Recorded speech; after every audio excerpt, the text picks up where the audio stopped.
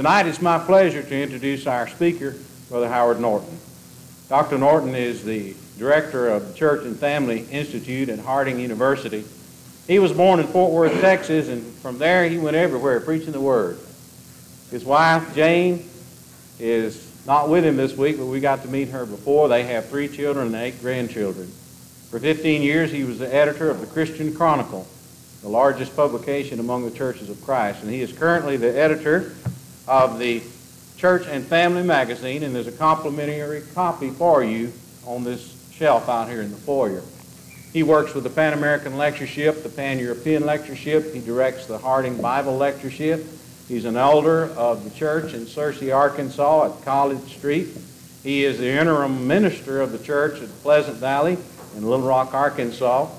He is an individual that is extremely busy. He is also on the board of directors of Norton Children's Home, and they'll be having their 75th anniversary on May the 5th, and he is the featured speaker for that. He has won our hearts here. Today, the men made 56, I believe it was, tapes of his lessons yesterday. These are available to you, thanks to the generosity of our elders, free of charge. So if you hear something you like, we'll be happy to make you a tape. He had ended his messages straightforward and bold, and yet they have been clothed in love and humility. We're glad to have you back again tonight, Brother Norton.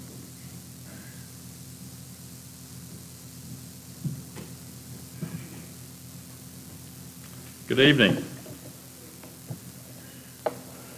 Well, I am thrilled to know that these tapes are free. I didn't know that. And what a blessing that the tapes are made available. We really appreciate the congregation and the elders for using their funds in this way. And that means that maybe there's an opportunity for some of these lessons to be heard again. I certainly hope so.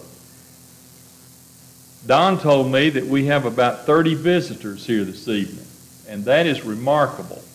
In fact, this is a remarkable audience tonight, and I want to thank each one of you for being here.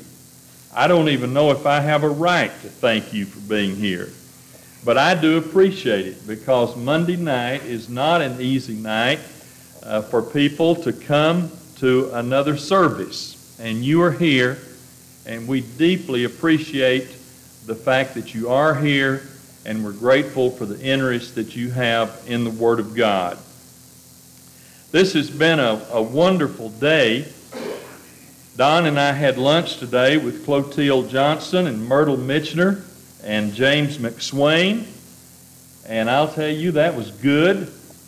And then I had a wonderful supper tonight in the home of Leonard and Diane Rhodes and their family. So I have been well fed today. Boy, I'll tell you, these people here know how to cook. I do appreciate the hospitality that you show to me. I couldn't even begin to start a lesson without mentioning the fact that Brother Adrian DeLucchi is here and Jim Frazier is here, both of them from Minden. I think you know that Adrian is Don's dad. And I imagine most of you know Jim, because he grew up in the Minden area. Both of these men are very good friends of mine, and I appreciate the fact that they've come over from Minden to encourage this effort tonight. Jim and I have been working on the Pan American Lectureship now for almost 20 years, and recently began the Pan European Lectureship, which will be held this year in Athens, Greece. I don't know of any 2 men anywhere that I have more confidence in than I do Adrian and Jim. And they are dear friends, dear brothers, and it means a lot to me to have both of you here this evening. I wanted to just add one idea, if I could, Don, to the fact that this magazine is available. We do have quite a few more copies out here in the, I believe out here in this entrance. This is a magazine that we publish about 4 times a year, About half of the articles concern the church, and about half of the articles concern the family. We like to think that it's a high-quality magazine. It has a wonderful cover each publication. The artwork is done by Phyllis Alexander, whose husband is the head of the Bible department at Harding. And then Kay Gowan is our managing editor, and she's really the one who puts this magazine together. If you are a Harding alumnus, or if you have a child in Harding, you're probably already getting this magazine. But if you are not a part of that Harding mailing list, let me tell you that you can get this magazine coming into your home each time that it is mailed for a one-time $15 contribution. If you make out your check for $15 and give me your address, you can make that check out to Harding University and give me your address, we will mail this to you each time we publish the magazine. Now, if you can get a group of 5 to order the magazine, you can get it for $10. And it's a one-time subscription. One time. Now, I don't know how long Dr. Burks will let us do this, but so far he is letting us make this available for a one-time $15 subscription, or if you get a group, a one-time $10 subscription per person, per mailing address. So think about that, and if you would like to subscribe, or Don, if maybe some Sunday you'd like to pass a clipboard around and let people sign up for it, we'd be very happy to send it to you. As I mentioned yesterday, I proposed to Don that we use the meetings this week to talk about the Christian family. And that's what we're trying to do. Tomorrow night, we're going to talk about a topic that I believe is of extreme importance. The title of the lesson will be, Train Up a Child, and what did you say? Train up a child. And what did you say? We're going to be giving a very serious look at Proverbs 22 and verse 6. And I believe you're going to find this an encouraging lesson. Particularly, I think those of us who have grown children are going to find this to be an interesting lesson. And I hope you'll be back tomorrow evening at 7 o'clock when we do this study of Proverbs 22 and 6.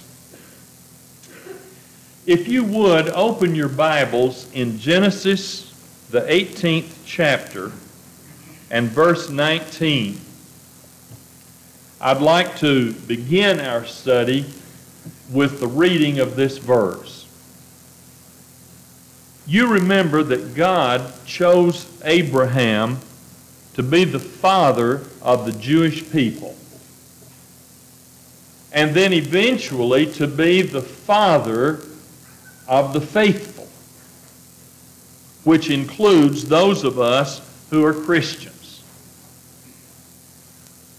When God decided that it was necessary to destroy Sodom and Gomorrah because of their sins, He seems to have had a conversation with Himself concerning whether or not He should let Lot know what was about to happen to Sodom and Gomorrah.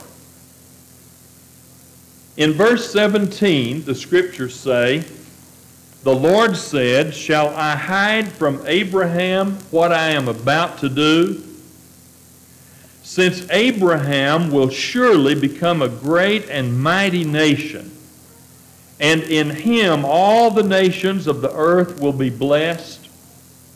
And so God is carrying on this dialogue with himself about whether or not to share with Abraham what he's about to do to Sodom and Gomorrah. And the question is, shall I hide from Abraham what I am about to do? And then in verse 19, God says, for I have chosen him, that is Abraham, for I have chosen him, so that he may command his children and his household after him to keep the way of the Lord by doing righteousness and justice, so that the Lord may bring upon Abraham what he has spoken about him. God says, I have chosen Abraham so that he may command his children and his household after him to keep the way of the Lord. If you wanted to turn the world around, how would you do it?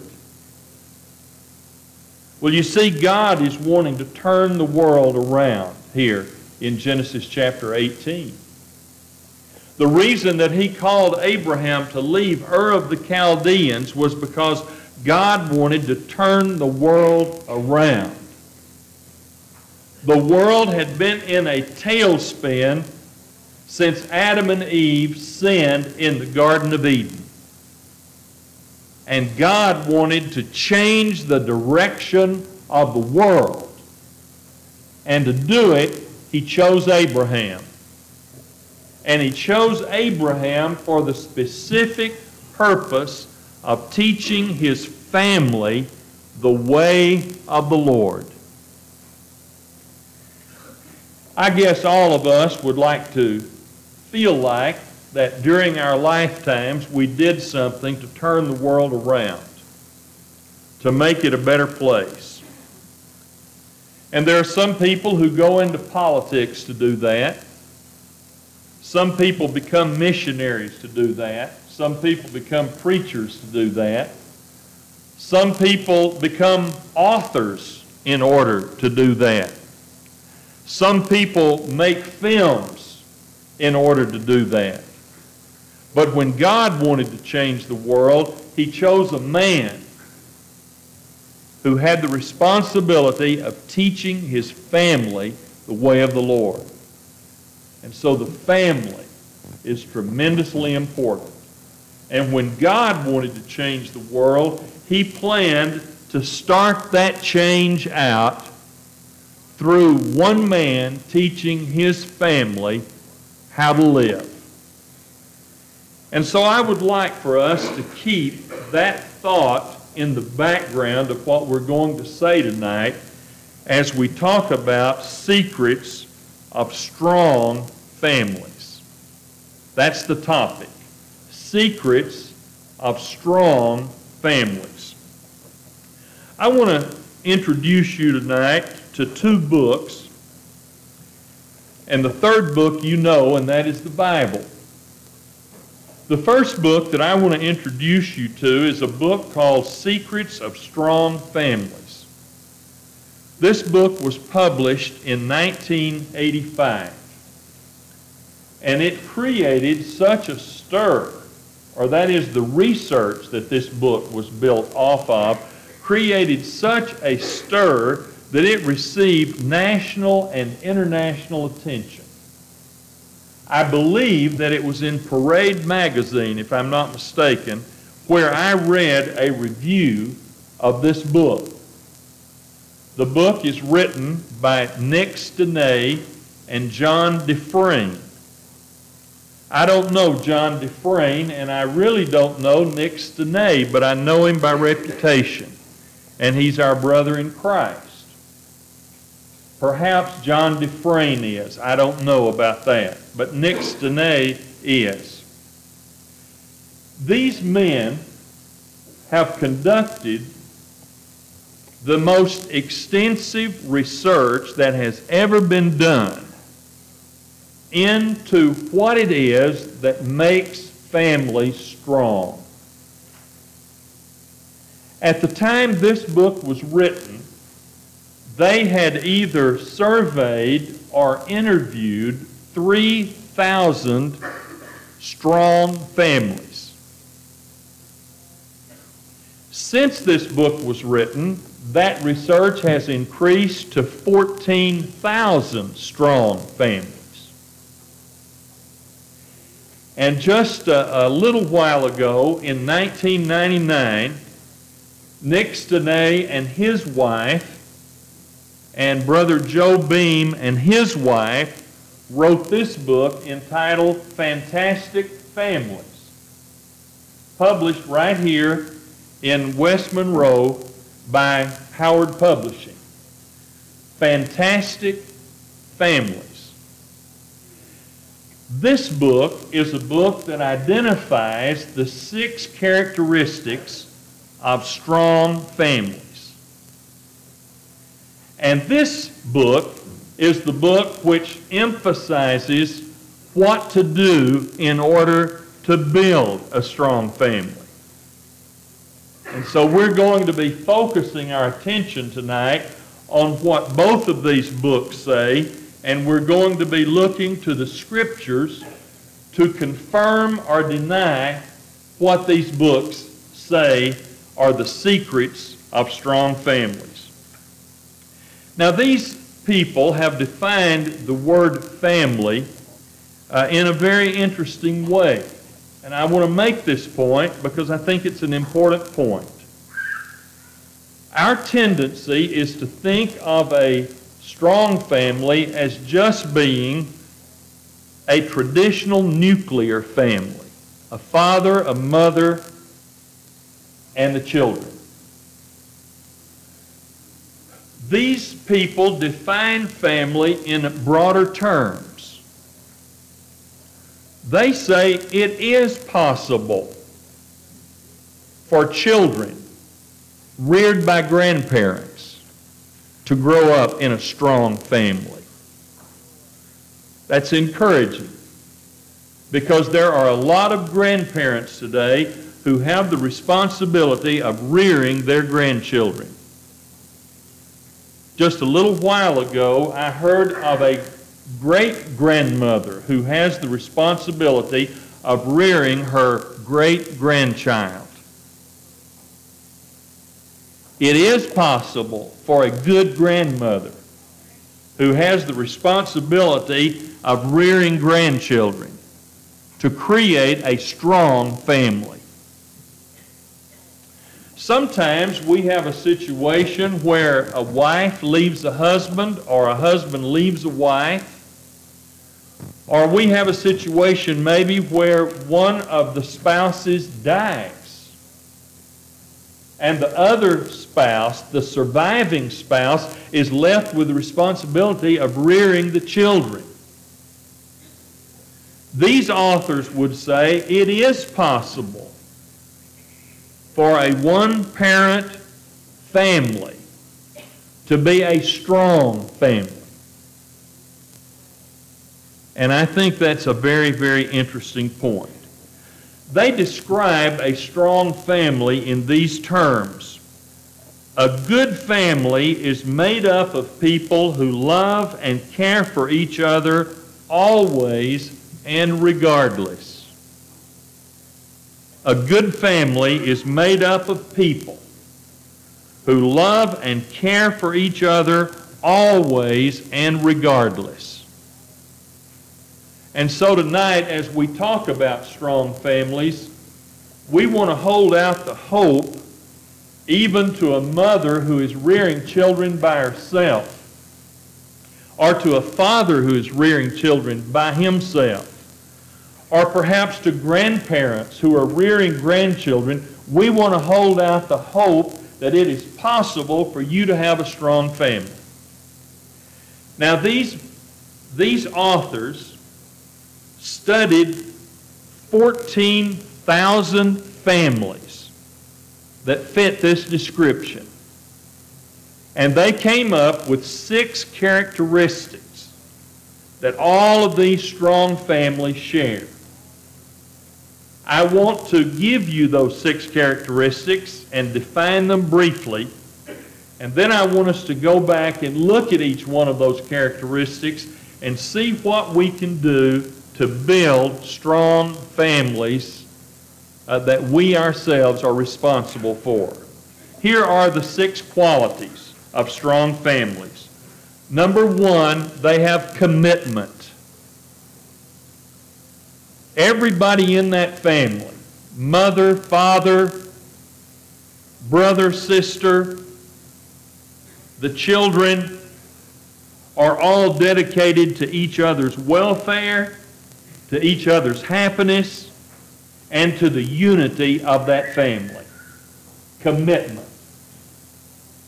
You're not going to have a strong family unless the people in that family are committed. Number 2, strong families are families where appreciation is present and expressed. All of the strong families were good at letting the other people in the family know that they were appreciated. And that shouldn't come as any surprise to us, should it?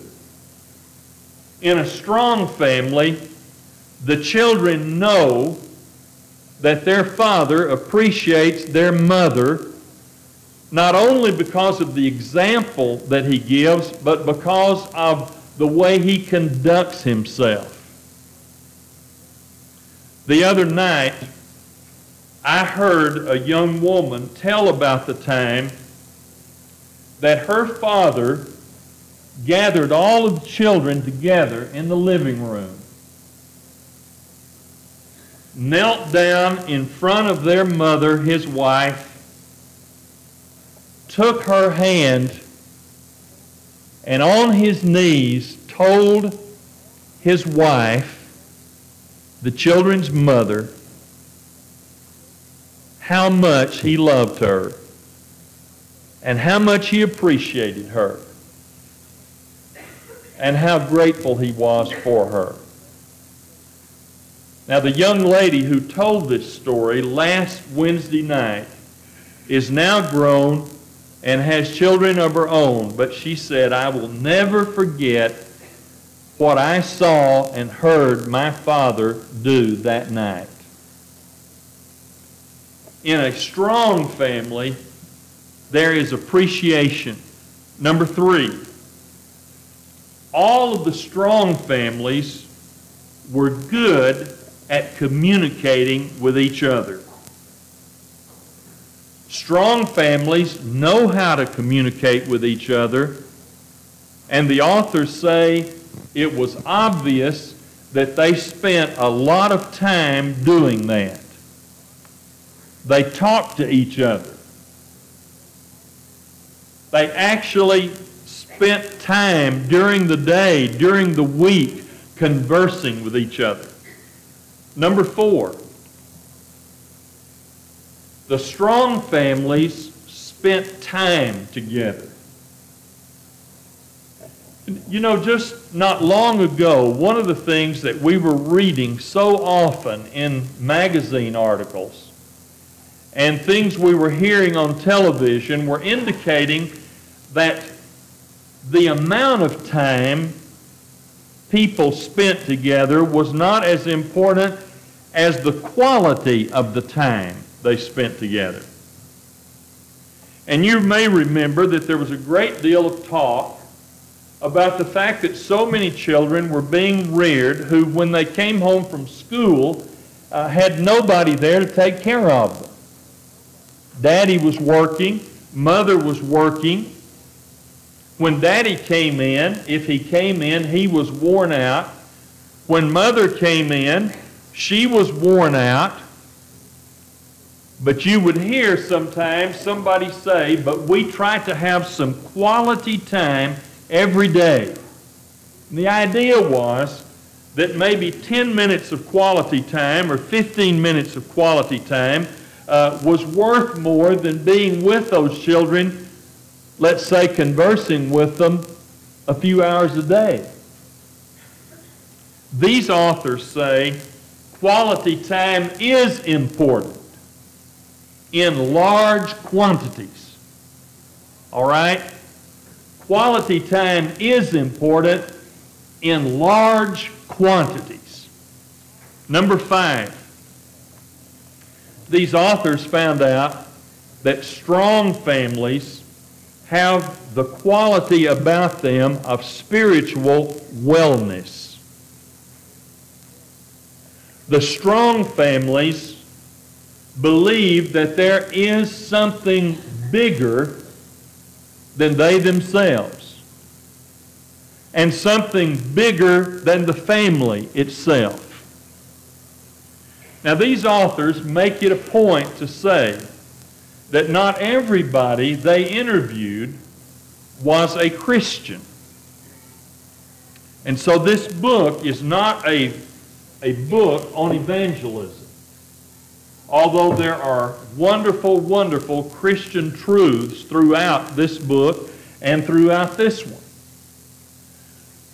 But they make the point that there are some people who are not Christians who do believe in a supreme being, who do believe that there is something bigger than the human being, and that people who have this concept that they are a part of something much bigger than themselves are people who fit that spiritual description that they've used when they say that the strong families all have the quality of spiritual wellness. There is a belief in a supreme being. There is a belief that there is an unseen power. And the strong families believe that. And then number 6, all of the strong families had wonderful coping ability. And what is meant by that is that the strong families were able, even in the most difficult circumstances, to find things that strengthened their home. They were able to look beyond the moment. They were able to look beyond an illness. They were able to look beyond a setback. And they were able to find something good to build on, to strengthen the relationship of that family. And so those are the 6 qualities of strong families. And those 6 qualities are brought out in this book, which was published in 1985. Now, this book updates this book. This book was based on 3,000 strong families. This book is based on 14,000 strong families. This book focuses on our need to try to develop those 6 qualities that I've just mentioned. And so let me now look at those 6 qualities in terms of what we need to do to bring these qualities into our own lives and into our own homes. Number 1, these authors say we need to commit to our families. And as I thought about a passage that would illustrate that, I naturally thought of Ephesians 5. We read that scripture yesterday. That's a wonderful passage that talks about the relationship of the husband and wife. But the passage that really hit me as I worked on this lesson for tonight is the passage in 1 Timothy 5 and verse 8. And it's a passage most of you know by heart. It's a passage that is within the context of finances and caring for relatives that are in need. But here's what the passage says. If anyone does not take care of his own, especially those of his own household, he is worse than an unbeliever. He is worse than an unbeliever. That's a lesson that was very difficult for me to learn because I was a missionary. And it just seemed to me like that being a missionary and being a preacher that I just ought to be at everybody's beck and call, except my own family's. I had time to listen to everybody, but too many times did not pay enough attention to what my own family was saying to me. And finally, my wife got me by the ear. And she said, "Howard, there is nobody who can rear these 3 children but the 2 of us.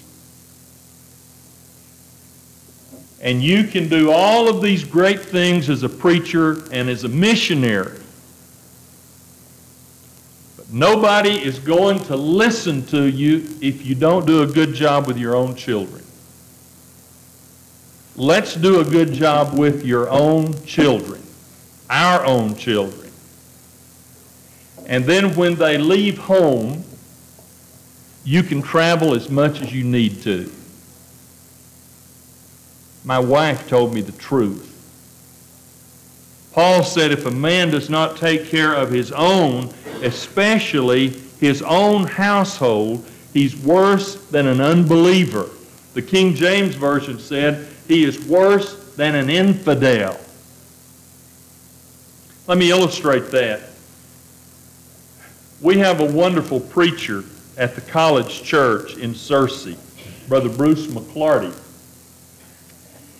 And Bruce and his wife and his 2 daughters had been planning for quite some time to go on a spring break vacation to South Padre Island.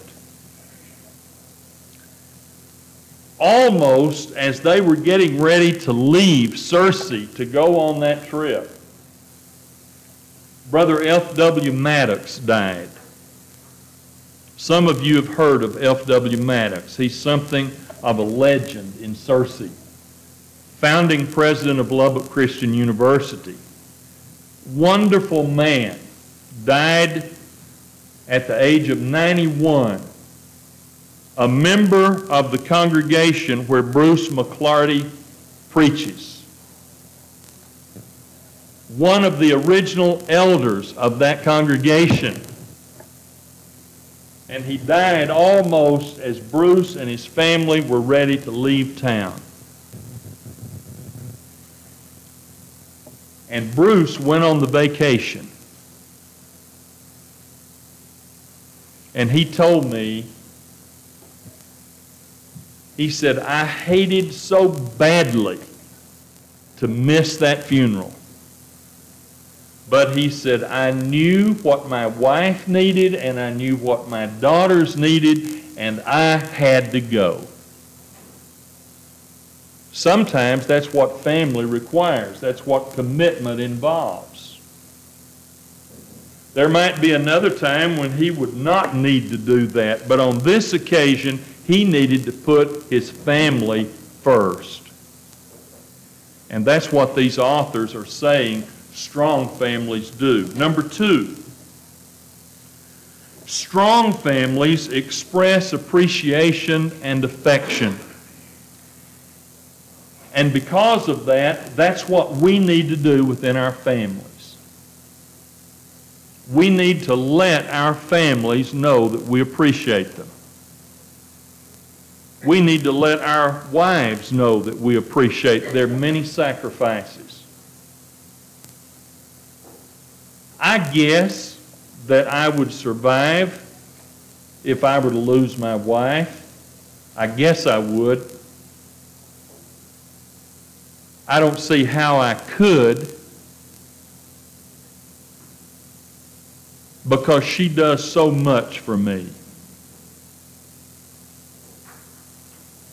There is very seldom ever a meal that she prepares for me that I don't thank her for it or tell her how good it tastes. I learned that from my daddy, because that's the way he was with my mother. We need to let our people know we appreciate them. God lets us know that He loves us, doesn't He? For God so loved the world that He gave His only begotten Son. He lets us know in word, He lets us know in deed that He loves us. And we need to do that with the people who are closest to us. I'm almost sure I told this story, Don, the last time I was here, but it's so good I've got to tell it again. My mother and daddy were very, very, very kind about complimenting me. And I'm going to always be grateful for that. I remember that I went by to see my daddy on the way to a preaching appointment several years ago in 1987. I was going from Oklahoma City to Cleburne, Texas, and I went by to see my daddy, who was in a nursing home at that time, never did want to come to live with his kids, didn't want to leave Fort Worth. And so finally Mother said, I've got to put him in a nursing home. Went by to see him. It was a Saturday night. We talked a little bit. The time came for me to leave. And I walked out of his room, and as I turned down the hall, I heard him say to his roommate, there goes one of the finest boys in the world. It didn't surprise me that he said that, because he had said that to me lots of times. What surprised me was those were the last words I ever heard him speak.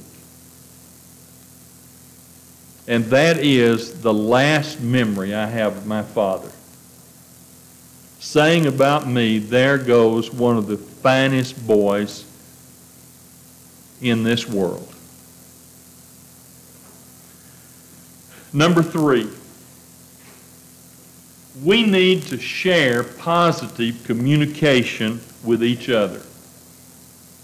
We need to talk to each other. In Ephesians, the 4th chapter, there is a passage that I think says a lot about the family. Verse 29. It says, let no unwholesome word proceed from your mouth. Think that applies to a family? You think that ought to apply to the way husbands and wives talk to each other, or the way brothers and sisters talk with each other, or the way parents talk to their kids, or kids talk to their parents? Listen to this. Let no unwholesome word proceed from your mouth, but only such a word as is good for edification, according to the need of the moment, so that it will give grace to those who hear. Positive communication.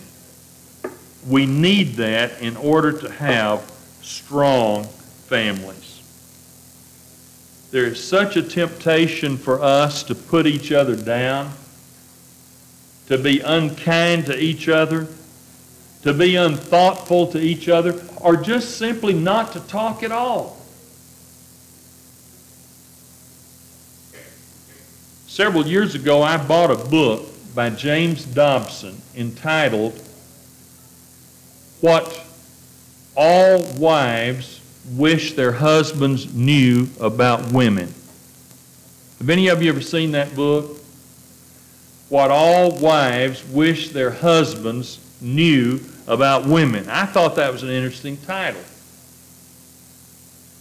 And I thought, well, I guess I'd like to know what it is that Jane wishes I knew about her.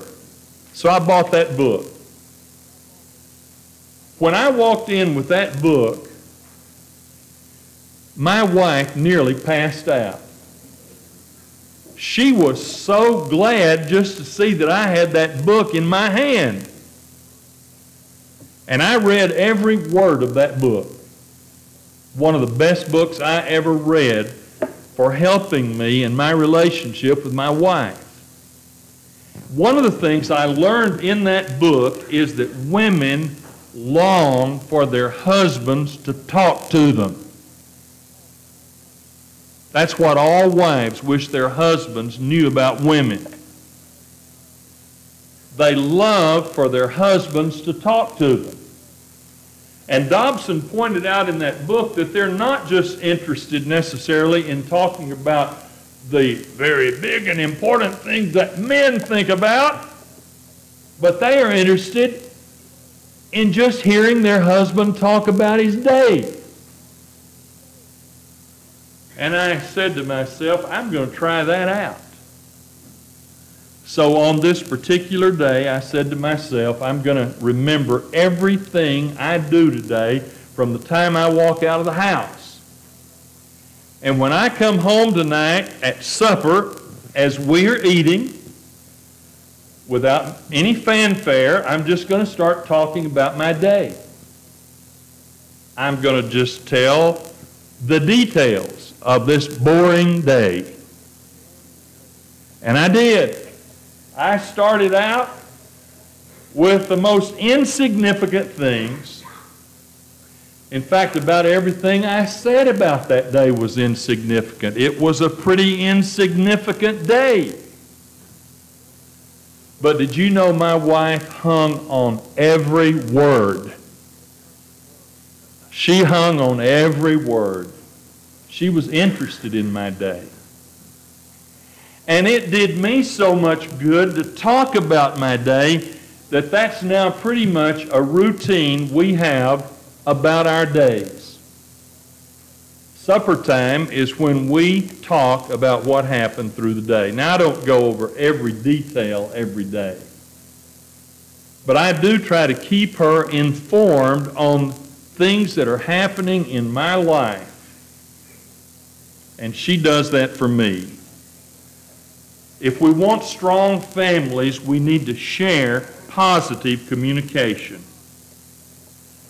Number 4, we need to spend time together. There's a passage in 1 Corinthians 7 that I have really wished our brethren would read and follow. Let's look at it. 1 Corinthians chapter 7, verses 1 through 5. Paul says, "Now concerning the things about which you wrote, it is good for a man not to touch a woman. But because of immoralities, each man is to have his own wife, and each woman is to have her own husband. The husband must fulfill his duty to his wife, and likewise also the wife to her husband. The wife does not have authority over her own body, but the husband does. And likewise also the husband does not have authority over his own body, but the wife does. Stop depriving one another, except by agreement for a time, so that you may devote yourselves to prayer, and come together again, so that Satan will not tempt you because of your lack of self-control." Now that is a passage about the sexual relationship between a man and his wife. And the passage says that a woman ought to be available to her husband, and the husband ought to be available to the wife. And the passage says that these two people should not be separated from each other except for a short time for prayer and fasting, and then they need to get back together lest they be tempted. That's what the passage is teaching. It really concerns me, brothers and sisters, when I hear about a woman who has taken a job that requires her to be away from her home for long periods of time. It concerns me when I hear about a man who has taken a job